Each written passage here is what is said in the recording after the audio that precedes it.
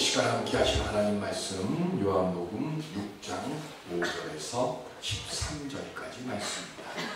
요한복음 6장 5절에서 13절. 예수께서 눈을 들어 큰 무리가 자기에게로 오는 것을 보시고 빌립에게 이르시되 우리가 어디서 떡을 사서 이 사람들을 먹이겠느냐 하시니 이렇게 말씀하시는 신이 어떻게 하실지를 아시고 빌립을 시험하고자 하시니라.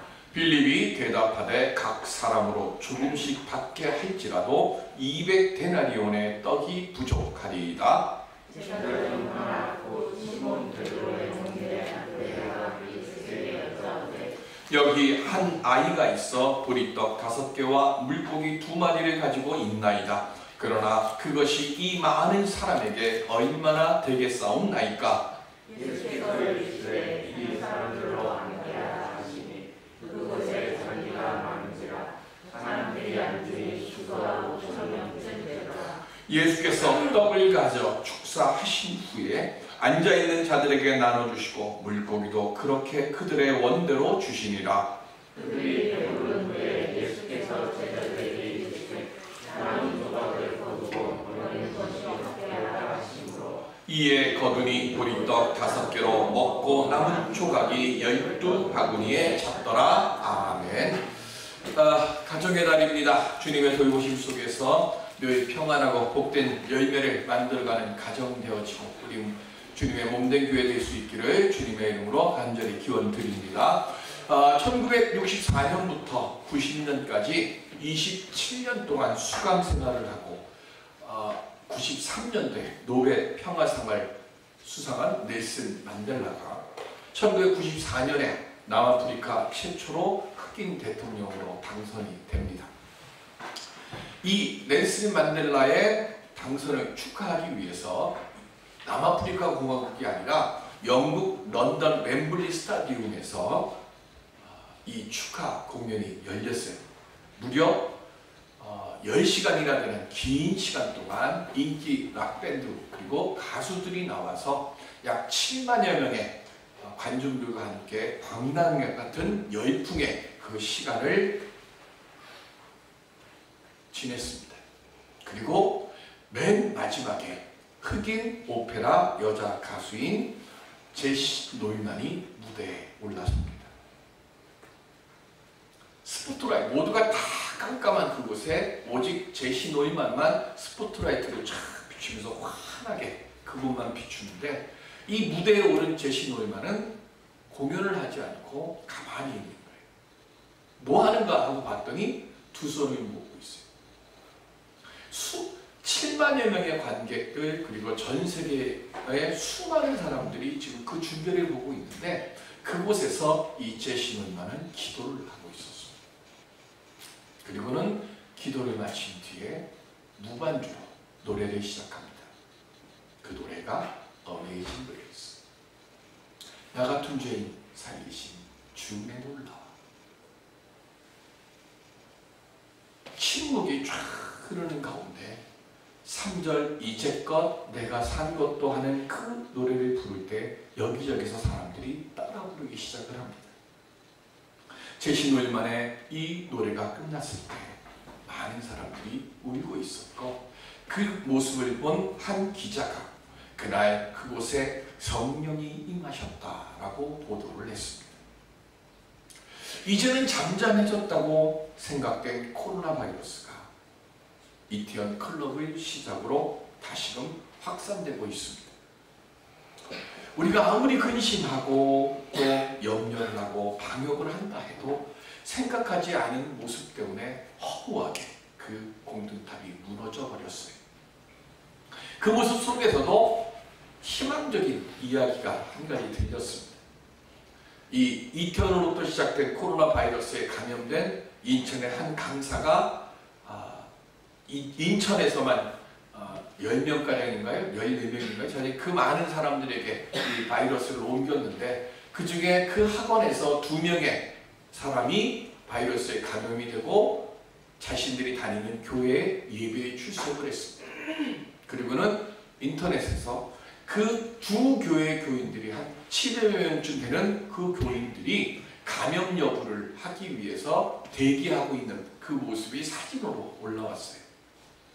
그리고 이틀 뒤인가요? 다시 새로운 뉴스가 하나 들어왔습니다.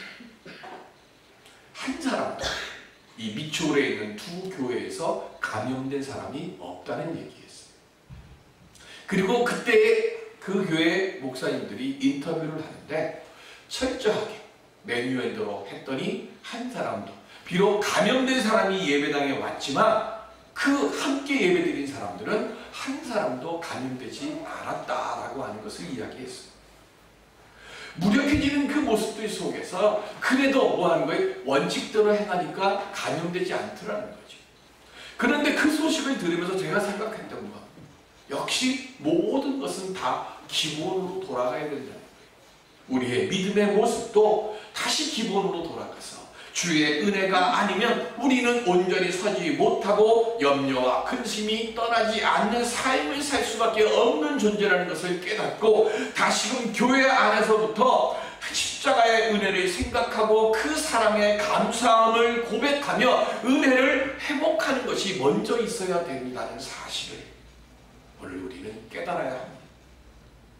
그리고 그 은혜를 이미 아는 삶의 모습으로, 행함의 모습으로 보여주고자 할 때, 그때 영국 웸블리 스타디움에서 일어났던 그 은혜의 역사가 우리 교회뿐만 아니라 이 땅에 다시금 일어나게 될 줄로 믿습니다.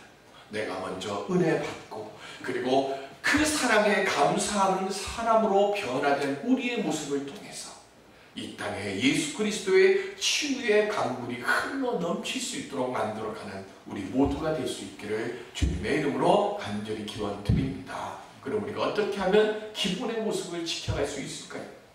요한복음은 구속작적인 관점으로 성경을 기록했어요. 그래서 예수님께서 메시아이심을 강조하기 위해서요, 예수님의 모든 행적을 기록한 것이 아니라 필요한 행적들만을 기록을 합니다.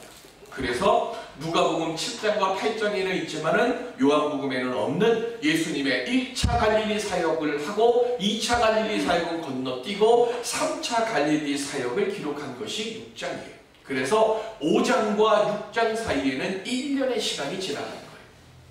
그리고 이 1년의 시간이 지나가는 그 모습 속에서 우리가 알 것은, 우리가 예수님의 공생애를 몇 년이라고 하죠? 3년이라고 합니다. 3년이라고 하는 그 근거가 되는 게 뭐냐면 요한복음에서 나오는 거예요. 요한복음의 2장에 보면 첫 번째 유월절이 나옵니다. 그리고 그 첫 번째 유월절에 공간복음서에서는 예수님께서 예루살렘 성에 입성하고 십자가 사역을 하기 위해서 그 길을 가는 중에 성전을 정화했던 그 사건을 요한복음은 2장에 기록해 놓고 있어요. 그때 첫 번째 유월절이 나옵니다. 그 첫 번째 유월절에 나오고, 그리고 난 뒤에 두 번째 유월절이 오늘 본문 6장에 나오는 거예요. 첫 번째 유월절에서는 지금 예수 그리스도께서 새로운 은혜의 시대가 도래했음을 말씀하시는 거예요. 그게 뭐냐면 요한복음 2장 19절. 시작. 예수께서 대답하여 이르시되 너희가 이 성전을 헐라 내가 사흘 동안에 일으키리라. 아멘.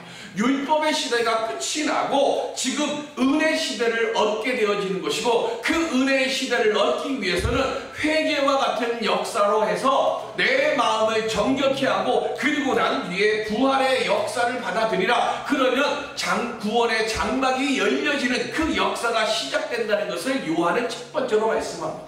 그리고 난 뒤에 두 번째 유월절이 지금 오병이어로 여시는 거예요. 예수님께서 수많은 기적들을 행하니까 사람들이 예수님이 행하신 그 기적들을 보고 사람들이 많이 따랐어요. 오병이어만 유일하게 지금 기적의 얘기가 두 개가 모든 복음서에 나오는데, 요한복음만 특별하게 지금 이 공간복음서, 다른 복음서하고는 특별하게 다른 기록들이 3가지가 나옵니다. 우리가 아는 가장 대표적인 거 뭐예요? 요 오병이어 하면 한 아이가 이렇게 드리는 그림 많이 나오잖아요. 근데 이거는 사실 그렇게 중요한 의미는 없어요.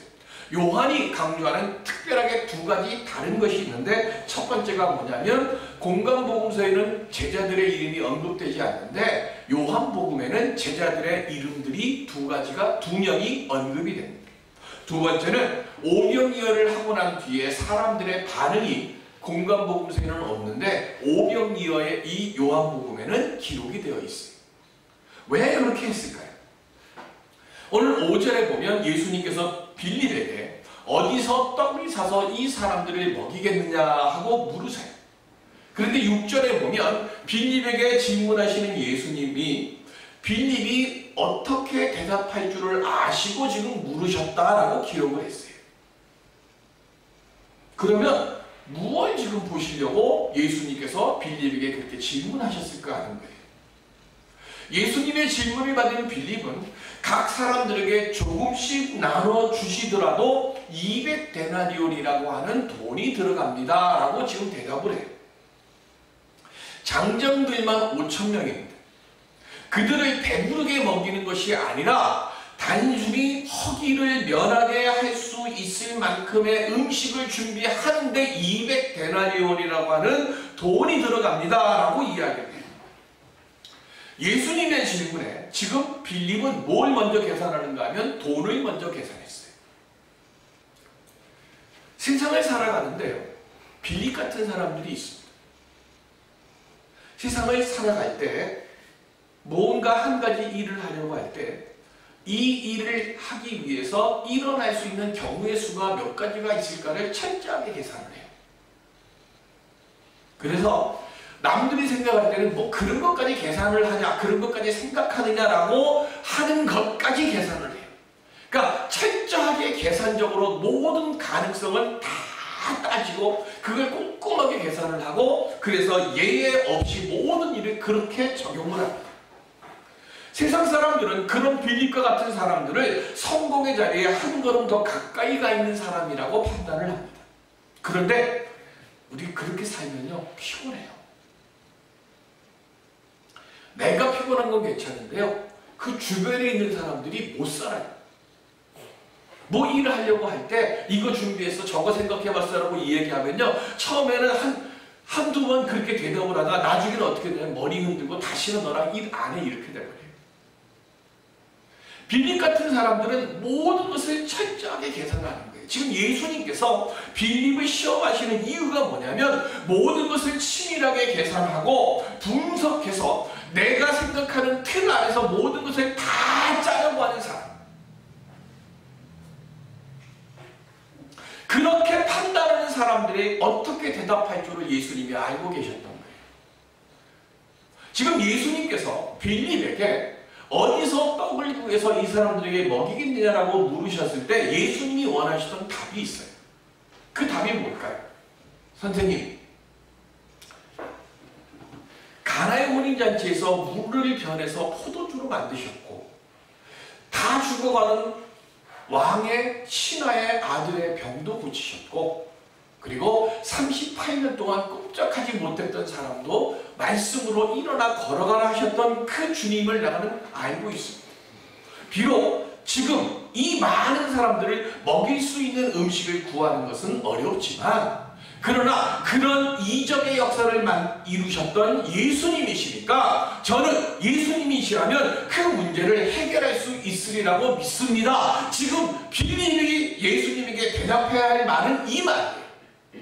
예수님은 빌립에게 지금 이 대답을 원하시고 이 사람들을 먹일 수 있는 떡을 구할 수 있겠느냐라고 물으신 거예요. 그런데 빌립은 뭐예요? 자기가 써놓은 정답 안에서 대답하는 거예요.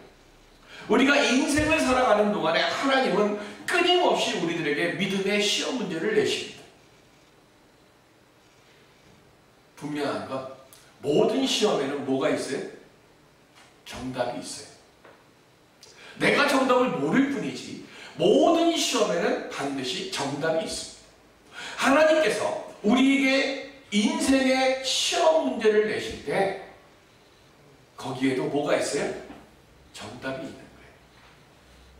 우리 하나님께서 원하시는 정답을 가지고 우리에게 문제를 내시는데 우리는 그 하나님이 원하시는 문제를 앞에서 하나님을 보지 않고 뭘 보는가 하면 빌립처럼 내가 써놓은 정답만 자꾸 보려고 하는 거예요.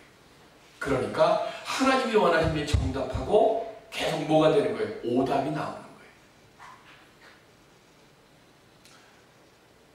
이 시간 내 인생 시험 앞에서, 인생 시험 문제 앞에서 하나님이 원하시는 정답이 무엇입니까를 항상 묻고, 그리고 그 문제의 정답을 내 삶 속에서 찾아가고 알아갈 수 있는 우리들이 될 수 있기를 바랍니다. 두 번째 사람이 나옵니다. 누구예요? 베드로의 동생 안드레입니다. 안드레가 예수님에게 오병이어를 가지고 와서 예수님에게 드리면서 뭐라 그래요? 이것을 가지고 이 많은 사람들에게 무슨 소용이 있겠습니까? 라고 대답을 합니다. 돈이 아니라 현물을 가지고 와서 판단하는 거예요. 안드레 같은 사람은 안정지향적 성격을 가지고 있습니다. 절대로 내가 가진 능력 위에 일어나는 일들은 도전할 생각조차를 하지 않습니다. 무슨 문제가 생기거나 누군가가 내게 이야기를 하면 그 일이 되어질 가능성이 무엇이 있을까를 찾는 게 아니라 그 일이 안 될 상황과 이유를 먼저 찾아요. 그러다 보니까 자신의 한계를 넘어서는 일들은 보려고 하지도 않고 생각도 하지 않습니다.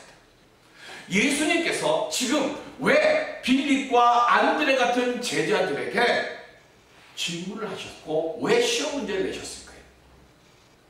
신명기 8장 2절 시작. 내 하나님 여호와께서 이 40년 동안에 내게 광야길을 걷게 하신 것을 기억하라. 이는 너를 낮추시며 너를 시험하사 내 마음이 어떠한지 그 명령을 지키는지 지키지 않는지 알려 하심이라. 아멘. 우리 하나님께서요, 우리 인생 시험 문제를 이스라엘 사람들에게 이미 광야에서 주셨어요.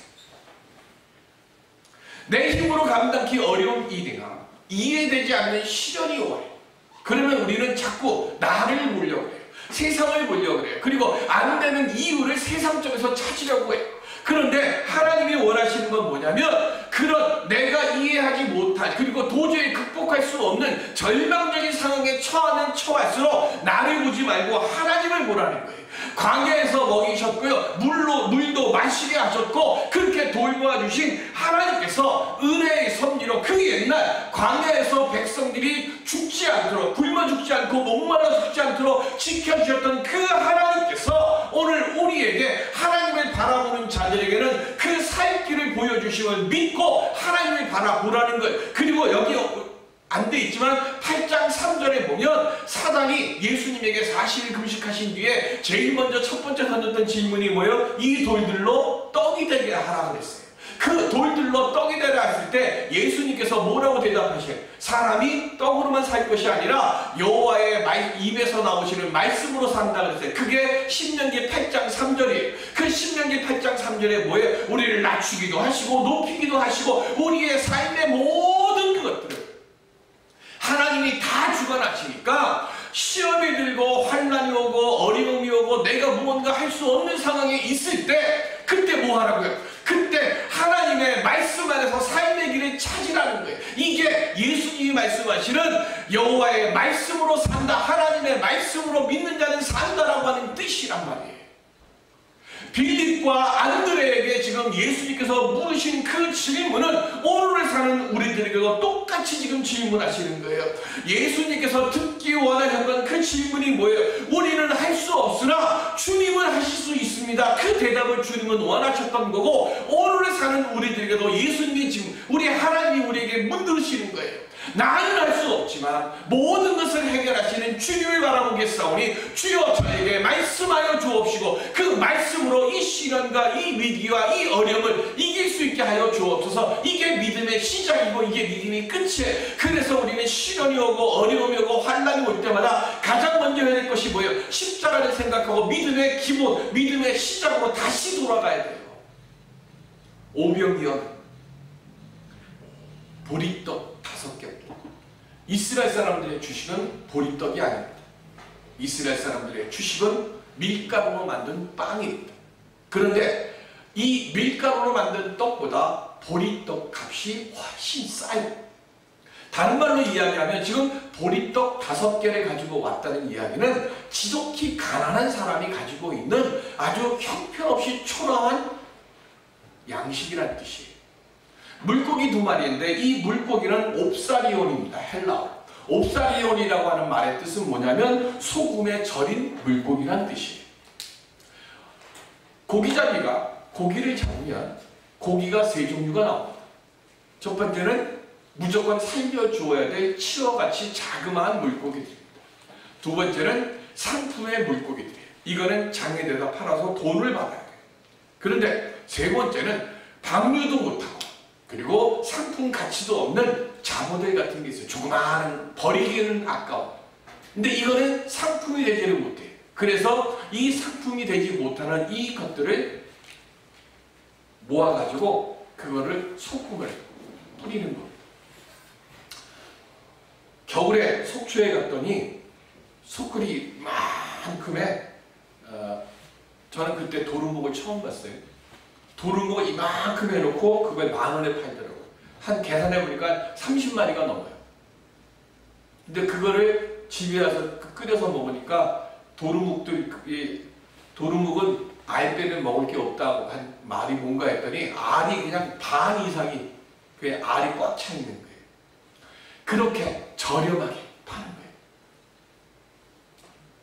거예요. 정말로 성인들, 정말로 가난한 사람들이 먹는 고기, 그게 옵사리온이고 보리떡이에요. 그렇게 초라한 가난한 사람들이 가지고 있는 그 물고기 2마리와 보리떡 5개를 가지고 장정만 5천이 되는 많은 사람들이 허기진 상태에 빠져있는 그 자리에서 가난한 사람들이 한 끼 식사밖에 되지 못하는 그 작고 초라한 그것을 가지고 장정만 5천이 되는 사람들이, 뭐 많은 분들이 얘기하잖아요. 장정만 5천이니까 여자하고 아이들 다 치면 15,000명, 2,000명, 2만 명 된다고. 우리 성경에 없는 숫자는 얘기할 필요 없고요. 그죠? 성경에 되어 있는 장정만 5,000명이 배불리 먹고 그리고 12강주리를 남겼어요. 우리가 간절히 기적을 원할 때가 언제입니까? 아무것도 없는 빈들에서 굶주림과 목마름의 갈증이 차오르는 것 같은 힘들고 어려운 상황을 만날 때, 그때가 우리가 가장 기적을 바랄 때일 겁니다. 세상 어디에서도 이 문제를 해결할 방법을 찾지 못할 때, 어떤 분이 이야기할 때 아들이 수술을 하고 나와서 의사가 나와서 의사 선생한테 어떻게 됐습니까? 라고 의사에게 물었을 때 의사가 그렇게 얘기하더라고요. 사람이 할 수 있는 일은 다 했습니다. 이제 하나님께서 하실 일만 남았습니다. 라고 이야기하더래요. 그게 기적을 바라는 사람들의 상태죠. 내 손에 쥔 것은 없거나 오병이어처럼 보잘것 없는 것밖에 없을 때, 도저히 이 상황에서 빠져나갈 길이나 방법이 없을 때, 그때 그게 우리가 기적을 바라는 때고, 그때 우리는 어떻게 해야 합니까? 주님은 말씀하십니다. 그때 너를 보지 말고 나를 바라보라. 그때 절망의 자리를 보지 말고 모든 것 대신은 나에게 맡기라고. 그런데 이때 우리가 주의해야 할 것이 하나 있습니다. 예수님을 내 육신의 문제를 해결해 주시는 해결사로 바라보면 안 된다는 겁니다. 보잘것 없는 것부터 배부름의 기적을 맛본 이 사람들이요, 예수님을 구원자가 아닌 뭐로 하시라고 했어요? 자신들의 욕심을 채워줄 이 땅의 왕으로 예수님을 모시려고 하니까 예수님이 피하셨다고 했어요. 이게 요한복음에만 나오는 말씀이에요. 지난 목요일날 우리 문재인 대통령 지지율을 봤더니 61.5%더라고요. 항상 60% 넘었나요? 많이 떨어질 때도 있었고 더 높을 때도 있었잖아요. 왜 이렇게 왔다 갔다 할까요? 우리의 마음이, 대통령 가만히 있는데요, 우리의 마음이 왔다 갔다 하는 거예요. 그런데 대통령을 보는 우리의 마음만 왔다 갔다 하는 게 아니라 예수님을 바라보는 마음, 우리의 마음도 왔다 갔다 하는 거예요. 사람들의 마음으로 대통령을 판단하려고 하는 것처럼 지금 예수님을 판단하려고 하면 안 되는 거예요. 예수님은 우리의 필요를 채워주시는 분이 아니고